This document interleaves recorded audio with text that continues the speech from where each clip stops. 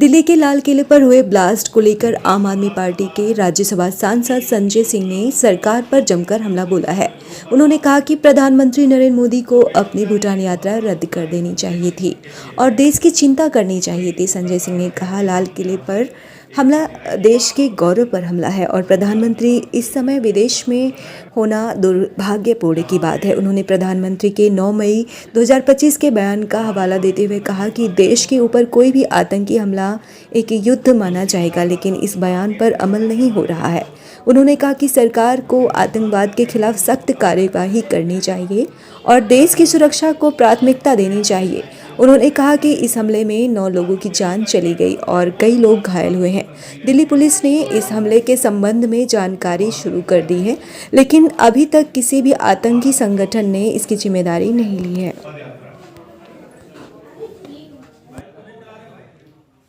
लोकनायक Jayaprakash Narayan hospital में आतंकी हमले से पीड़ित गंभीर रूप से घायल लोग जिंदगी और मौत से जूझ रहे हैं। लाल किले पर हुए आतंकी हमले में 9 लोगों की जान चली गई और मैं भारत के प्रधानमंत्री से ये अपील करता हूं कि ऐसे समय में जब देश की राजधानी दिल्ली में लाल किला, जो हमारे गौरव का प्रतीक है, जहां से प्रधानमंत्री हर वर्ष देश को संबोधित करते हैं, 15 अगस्त को उस लाल किले के पास ब्लास्ट हुआ।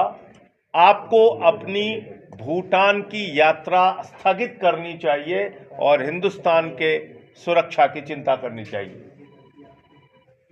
लेकिन यह संवेदनहीनता की पराकाष्ठा है कि प्रधानमंत्री जी इस वक्त भूटान के अंदर जन्मदिन, राजा के जन्मदिन के कार्यक्रम में शामिल होने पहुंच गए, वहां से भाषण दे रहे हैं। मैं याद दिलाना चाहता हूं प्रधानमंत्री जी को, प्रधानमंत्री जी, आपने कहा था देश के ऊपर कोई भी आतंकी हमला, 9 मई 2025 का आपका बयान है, देश के ऊपर कोई आतंकी हमला युद्ध माना जाएगा। यह आपका बयान है, मेरा बयान नहीं है। आपने देश के सदन में कहा था पाकिस्तान का डीजीएमओ आपसे गिड़गिड़ाया, तब मैंने आपसे कहा था प्रधानमंत्री जी, हमारी बहनें भी तो गिड़गिड़ा रही थी पहलगाम में, उनकी बात नहीं सुनी गई। आतंकियों ने उनके माथे का सिंदूर उजाड़ दिया, वो भी गिड़गिड़ाई थी, रोई थी, लेकिन आपने पाकिस्तान के ऊपर भरोसा किया, आपने ट्रंप के ऊपर भरोसा किया, आपने सीज फायर करके भारत की सेना जो पाकिस्तान को नेस्तनाबूद कर सकती थी उसको रोकने का काम किया। और आज जो आतंकी हमला हुआ है लाल किले के पास, उसमें किसका नाम आ रहा है? जैसे मोहम्मद, जो उमर नाम के आतंकी जिसका नाम आ रहा है, उसके तार जैसे मोहम्मद से जुड़े हैं, पाकिस्तानी आतंकी संगठन से। ऐसी खबरें मीडिया में चल रही हैं।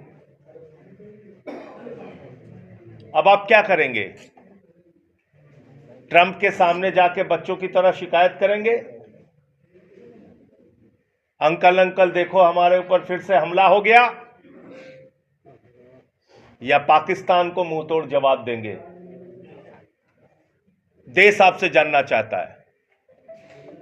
और इस देश को पार्ट टाइम प्रधानमंत्री की जरूरत नहीं है, इस देश को पार्ट टाइम गृह मंत्री की भी जरूरत नहीं है। आप आधे से ज्यादा समय तो देश के बाहर घूमते रहते हैं, तो देश की चिंता आप कब करेंगे? आपका गृह मंत्री अमित शाह, वो तो पूरे देश में घूम घूम के सरकार तोड़ने, बनाने, चुनाव के प्रचार, उसमें व्यस्त रहता है, तो देश की सुरक्षा की चिंता कैसे करेगा? वो बिहार के चुनाव में व्यस्त थे, फरीदाबाद में सैकड़ों किलो विस्फोटक पाई जाती है कल ही, और उसके बाद लाल किले पे हमला हो जाता है, वहां ब्लास्ट हो जाता है।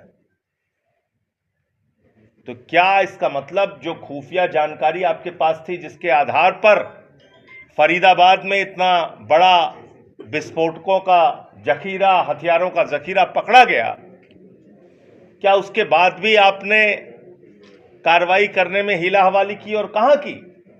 ये देश आपसे जानना चाहता है। मैं सर झुका के प्रभु से प्रार्थना करता हूं, जो भारत के निर्दोष नागरिक इस आतंकी घटना में मारे गए हैं, उनकी पुण्य आत्मा को ईश्वर शांति प्रदान करे, और जो लोग घायल हैं उनका शीघ्र इलाज हो, अच्छे से इलाज हो और वो ठीक हो सके। मैं सरकार से चाहता हूं कि वो इसमें सख्त से सख्त कार्रवाई करें, और जो लोग इसमें शामिल हैं उनको ऐसी सजा मिले जिससे पीढ़ियां उस बात को याद रखें। आज की प्रेस वार्ता का दूसरा मकसद ये भी था